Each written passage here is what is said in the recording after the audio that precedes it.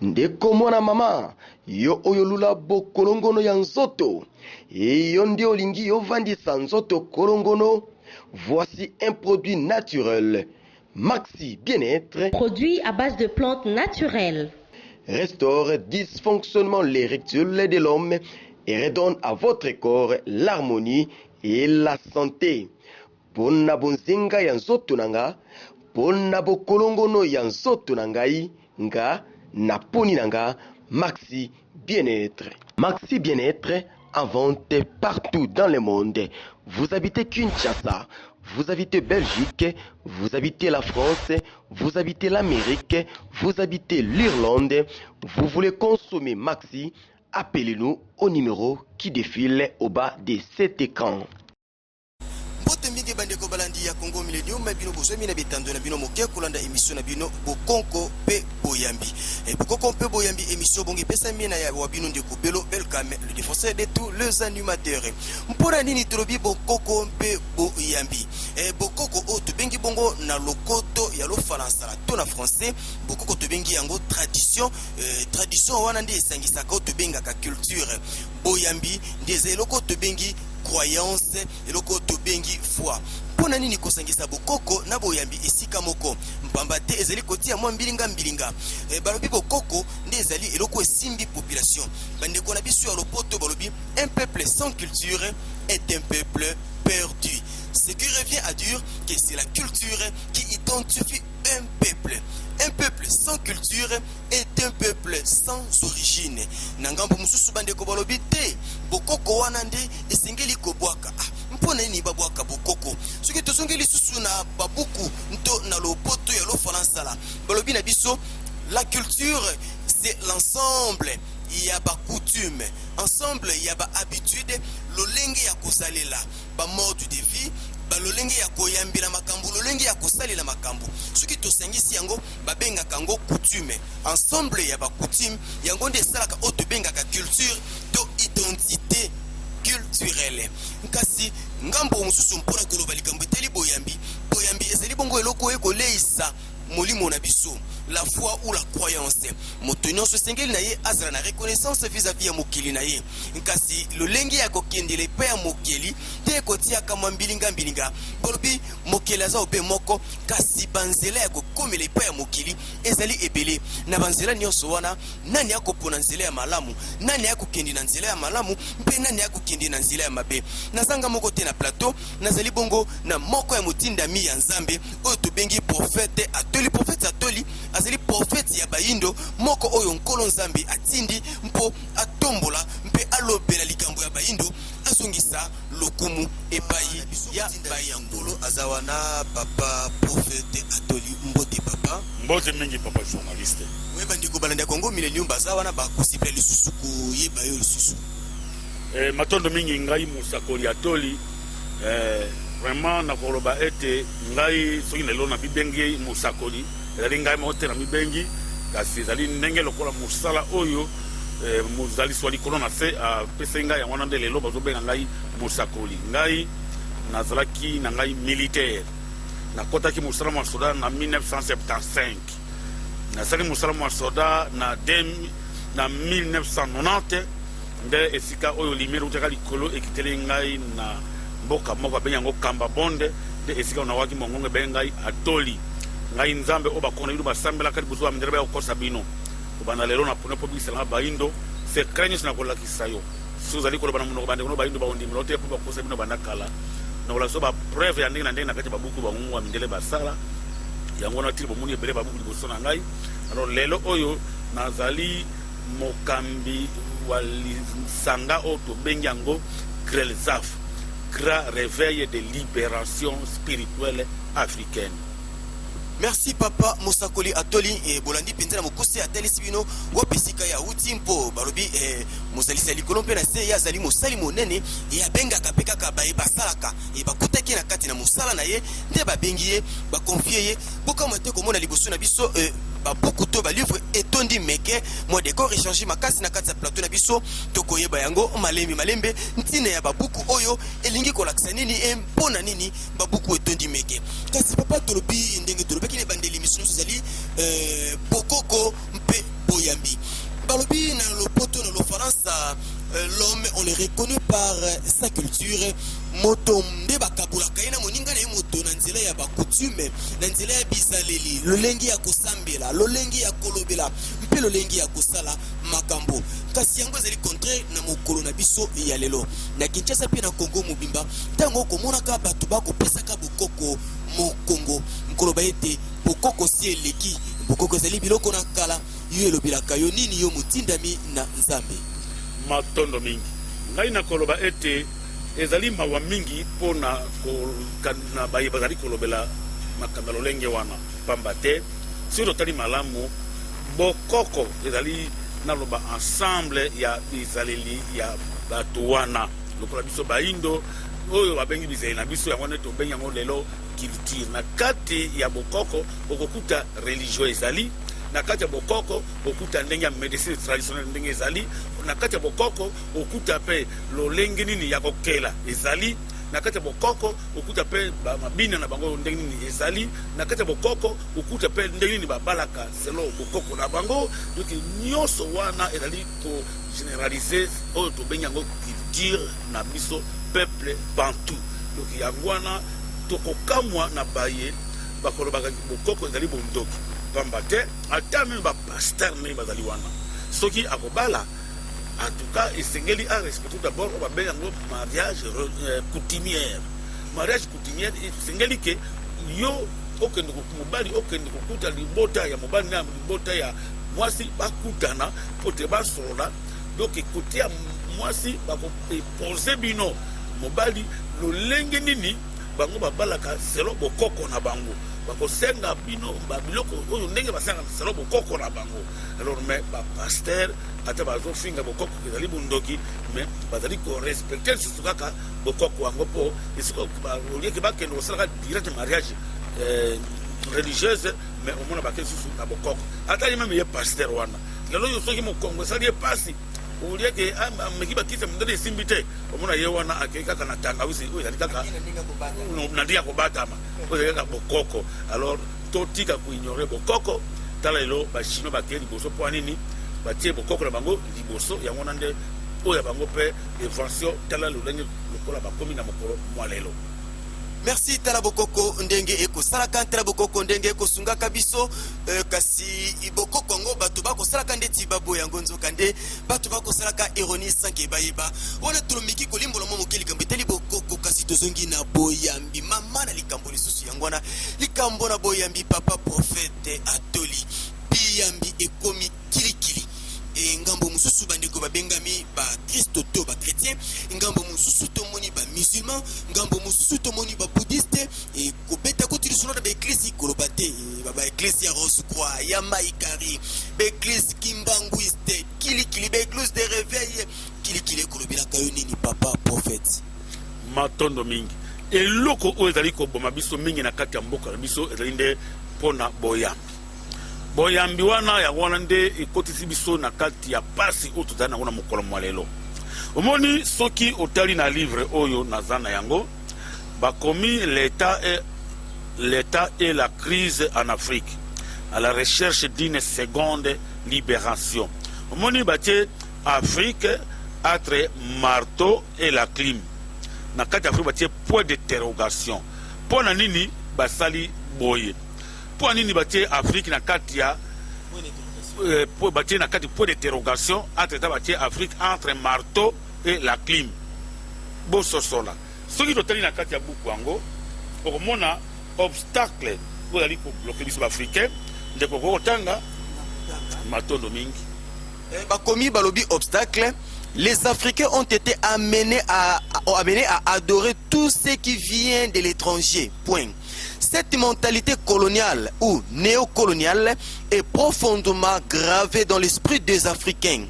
Cette mentalité de dépendance est davantage favorisée par l'absence de débat public sur qui nous sommes, où nous devons aller et comment y parvenir.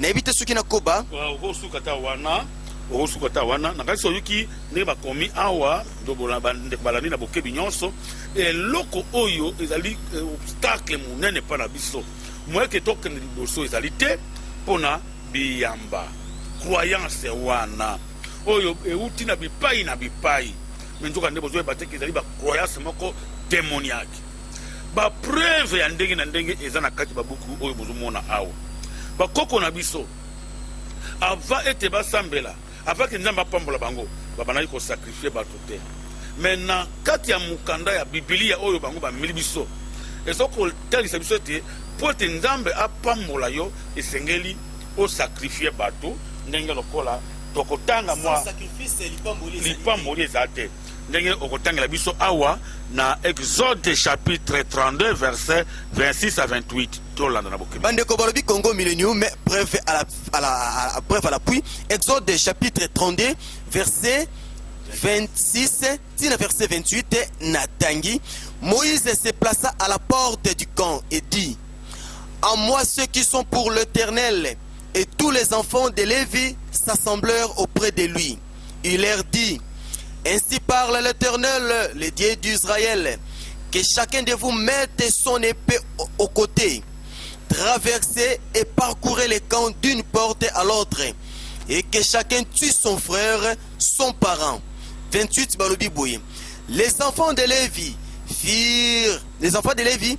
firent ce qu'ordonnait Moïse, et environ 3000 hommes parmi le peuple périrent en cette journée. Na continué dans verset 29, Moïse dit: consacrez-vous aujourd'hui à l'Éternel, même en sacrifiant votre fils et votre frère, afin qu'il vous accorde aujourd'hui une bénédiction. Sans le sacrifice vivant, sans koboma bato, lipamboli ezali te ya solo oti kolanda ndenge bibilia ekomami ezali ngai te ezali bino te ezali lolenge oyo ekomami na kati ya mikanda ya boyambi ya bapaya me nzoka nde na boyambi oyo ya biso bayindo soki totali awa omoni livre oyo okoki kotangela biso yango mwa ndambo otanga nano awa apres otangi awa osuka awa toyeba ekomami wapi oui bakomi balobi Bibliothèque du Centre d'études des religions africaines. Titre et livre Zali. La religion traditionnelle des Bantous et leur vision du monde. Nakitina se et Nasuka Bakomi, faculté de théologie catholique Kinshasa. Bayi bandeko ya catholique inde Bakomi bukoyo. Bandambola nini? Depuis 1980. Omoni Bakomi bien que la religion traditionnelle des Bantous et leur vision du monde. Donc tous les peuples Bantous. Toza na religion na biso basango pe bayebi yango omoni mokanda o bakoma kaka uniquement pona makamitali religion traditionnelle ya biso peuple bantou et puis pona ko confirmer que ya solo voire même premier cardinal ya République démocratique du Congo Malula a personne na kanisi omoni elonge na ye ezali wana koyoka oyo yepe alobaki concernant biso baindo na ndenge toyebelaki nzambe avant ete bamindele baye na kati ya mokina biso okotangela biso awa il est aujourd'hui ok enatangi ndenge epesa melingai buku ekomami na cardinal Malula elobi boye: il est aujourd'hui admis de tout le monde que les noirs bantous connaissaient Dieu bien avant l'arrivée des blancs dans les territoires africains. Depuis des millénaires, les Noirs bantous étaient l'homme naturel dans le vrai sens du mot. C'est-à-dire, ils vivaient près de la nature et dans la nature. Aucun miracle de recherche scientifique et technique, aucune préoccupation exagérée du logement, de la nourriture et de l'habillement ne venait les distraire de sa vie naturelle. Nakoba, une nature riche, exubérante, lui parlait de Dieu. Dans cette nature, il voyait et sentait Dieu. Par cette nature, il communiquait avec Dieu. Par ses contacts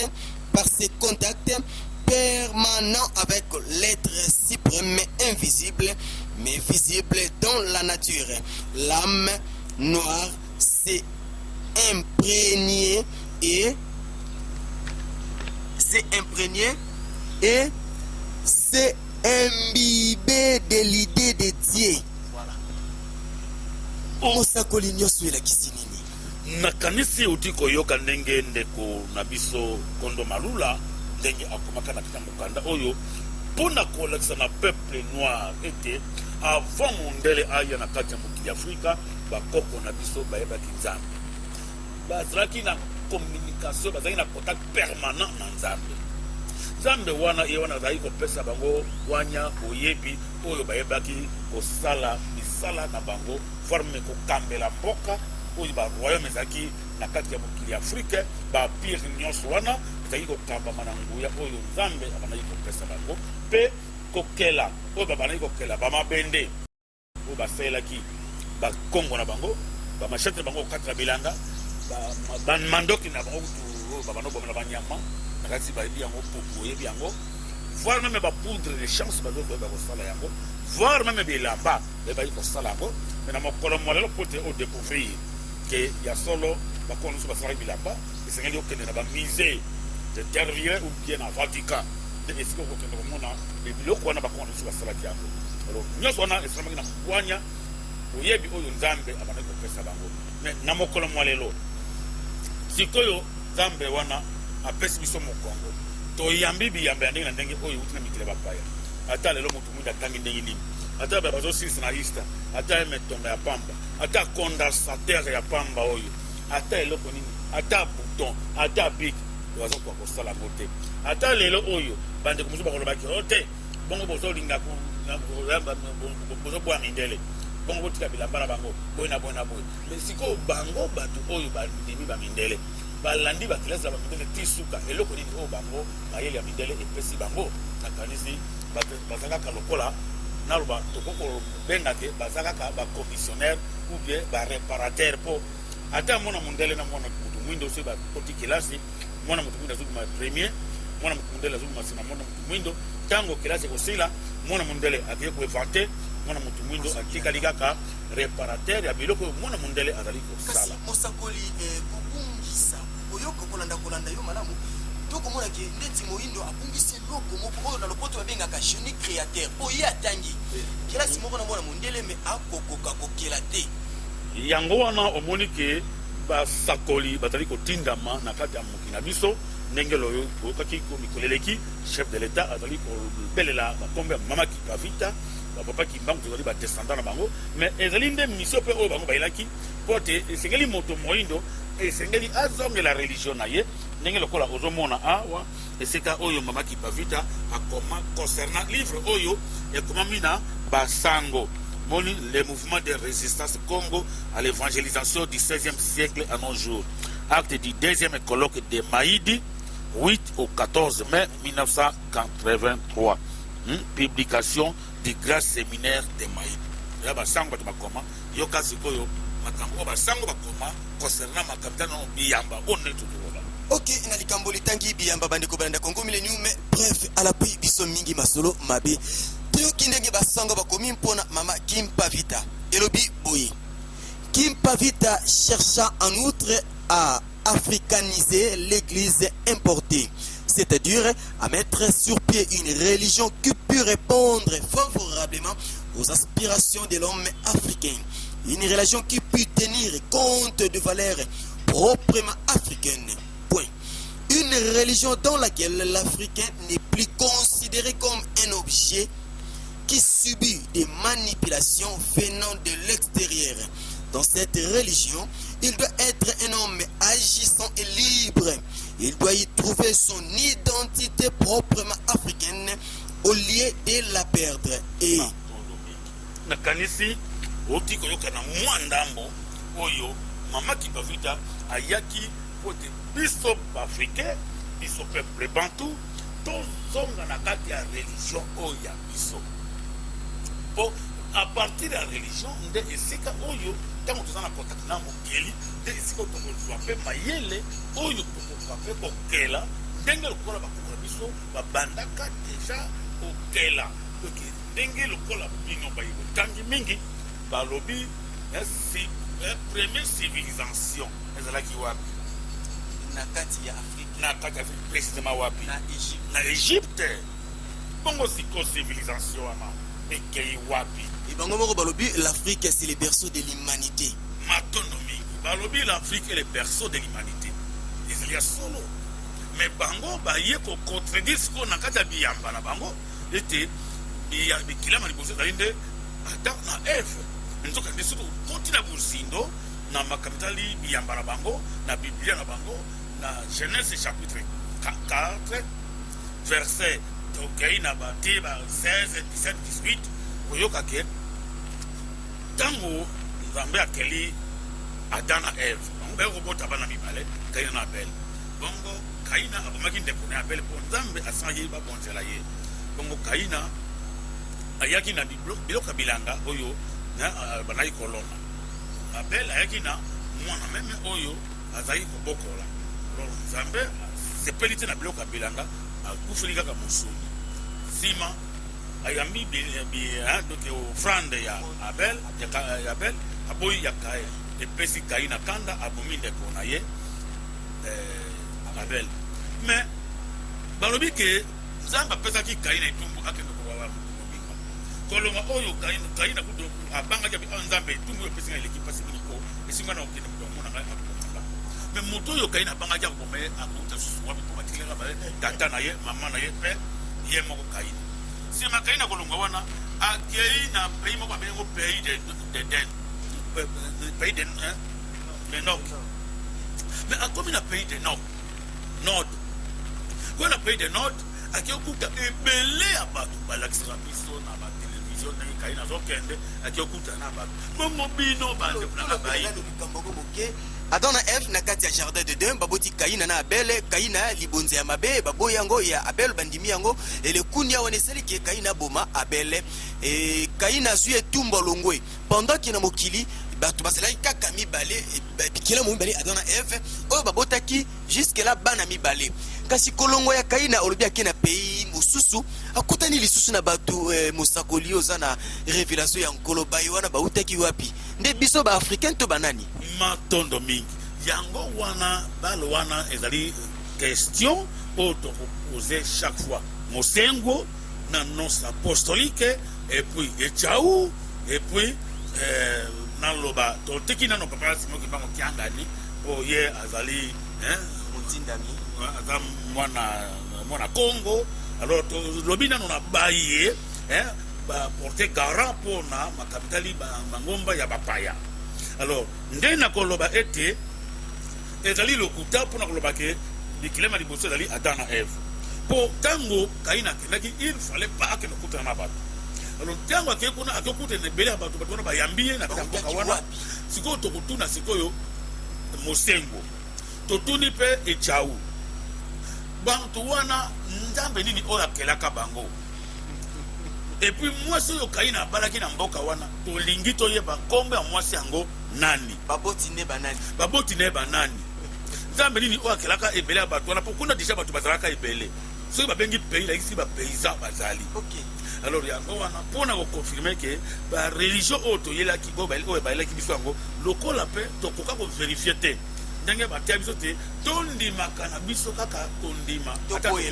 ata tomoni na miso te tondimaka kondima moto andimaka kondima ye nde ozala mona ya nzambe nzoka nde ngonga oyo ekomi ngonga oyo ke koki kondima so bindimandima te tokomi na ntango oyo te va ondima esengeli nano overifie kasi papa mosakoli longoni mingi na boyebi mkola tondisi epai na yo epamba te tolimbola malamu na baye bakolanda biso na mikili na poto surtout ebeye batondi na mikili na poto bakoluka kosongisa bomoto nzoka nde bomoto ekomi pasi pamba te mbilinga na mangomba balobi bayindo esengeli tozonga na bayindo na banzambe na biso ya bayindo wapesika touta mpe wapesika bokoko mpe lipombolo na biso ekouta ekozwama kasi ngambo mosusu mpe balobi Mama Kimpavita, Papa Simo Kimbangu, baza ebele bango nde papa Simo Kimbangu bango nde batonkola tindela biso kasi balobi ngambo mosusu mpe bana moko oyo ye abota bafils légitime na ye batika na église kimbanguiste nde église oyo mpenza tolikiaki ete bakotalisa biso bokoko soki totangi na bamire ya église na bango bakoma église de Jésus Christ par son envoyé Simo Kimbangu bana ya kimbango bango moko kutu balobi église wana eza ya Yesu Kristo bongo papa mosakoli yo boy yango susu mpona nini ekoleka na kati wana mwa mbilinga na kati makasi euti wapi contradiction wana elakisi nini ndeko pusana sunga papa mosakoli po abimisela biso babuku oyo esengeli mpona bana mikili bana Congo pe bala na poto koso mutu bakatoliki baye balobi oui toye na Yesu Masiya bato na protestant bato na église na réveil kutu ko palangana te bango pe bameli biso balobi bayeli biso Yesu Masiya bayeli biso foi bakimbango c'était ba confirmer bango moko bana kimbango balobi bango pe lisusu bayeli biso foi kaka moko euti na nkolo Yesu Kristo Masiya finalement tokoibate mangombango tokoluka biyambango tokoluka toyamba la foi tokoluka na mwinda sikawa tokozwa yango wapi mboba etolika kinde balobi église na bango oyo papa atikaki yango nde église ya nkolo Yesu Masiya papa prophète olobi nini matondo mingi papa nakoloba ete ezali pasi mingi pe mawa soki lelo oyo tozo continuer konyokwama ezali po nini libota ya papa kimbangu yango nde ebomba verité soki totali awa na kati ya buku mibale oyo buku oyo ekomami oyo elongi nani elongi ya mwana Simo papa Diangenda voilà oyo elongi ya nani tumoni Mundele kombo na Gilles Chomé. Alors oyo ezali livre ekomama na 1921 tango papa kimbangu azali na bomoi tango bakaki oyo ekomami na kaka lobi na 1982 alors na papa Diangenda. Alors soki totali awa bakomi boye na kati ya livre oyo Mundele akoma tango bazosemeka papa kimbangu makambo banaki koloba tolandango na bokebi nyonso po lokuta nde yango na nde bazokumisa yango lelo na kati ya eglize kimbangiste awa bakomi boye na livre ya Gilles Chomé tanga yo moko Simon Kimbangu apparaît fier et hardi. Ok, natangi buku bakomi balobi Simon Kimbangu apparaît fier et hardi. Ses réponses sont nettes. Au commandant des Rossi qui lui demande du point est-il un Mfoulouzi, le prophète? Il répond oui. As-tu ressuscité les morts? On a continué. As-tu ressuscité les morts? Alors dit oui. Comment as-tu fait? Dieu m'a inspiré. Voilà. Oyoki makambo oyo papa kimbangu babangaki kotuna ye. Est-il un Mfoulouzi, le prophète? Il répond oui. A-t-il ressuscité les morts? Oui. Comment a-t-il fait? Dieu m'a inspiré. Yoka sikoyo biyano wana mituna ndenge moko me biyano ekeseni sikona buku ya papa Diangenda. Na buku ya papa Diangenda balobi boye batuni mituna boye pa ya papa Diangenda. Est-il un Mfoulouzi? La papa Diangenda répondre non. C'est Jésus-Christ qui est le sauveur. J'ai reçu de lui la mission de proclamer la nouvelle du salut éternel au mien. Batuni papa Diangenda motuna mususu balobi as-tu ressuscité les morts? Papa Diangenda lobi oui. Batuni lisusu motuna balobi comment as-tu fait? Papa Diangenda a répondre par la puissance divine de Jésus que Jésus m'a donné. Ah. Kasi bandeko yambote papa pesa motuna toyebisa kibino na papa c'est le mariage du siècle tokotika été bapuko yo tokotanga yango pe tokolemba te tokomoko mapele ya premier épisode émission na biso papa pesa moyano na quelques secondes bongo toklotirer totiki bino na mwa supu na monoko kasi bolengelama mpona kolanda deuxième épisode de papa eyano matondo mingi nyonso wana mpona kolakisa ete papa Diangenda akosi po ete azalaki koropi na bamindele me yoka sikoyo papa Diangenda papa Kimbangu ye moko alobaki teke azalaki motindami ya Yesu yoka maloba ye moko alobaki ntango azodikte mondele azokoma maloba ya papa Diange ya papa Simo Kimbangu lokola testament de tikala nango mundele yemo ko akoma elobi boye. Entendu qu'il demeure établi que par ses actes. Je recommence. Attendu qu'il demeure établi que par ses actes, propos, agissements, écrits, chants et son histoire dictée par lui-même, Simon Kimbangu s'est érigé en rédempteur et sauveur de la race noire en désignant les blancs comme l'ennemi, en l'appelant l'ennemi.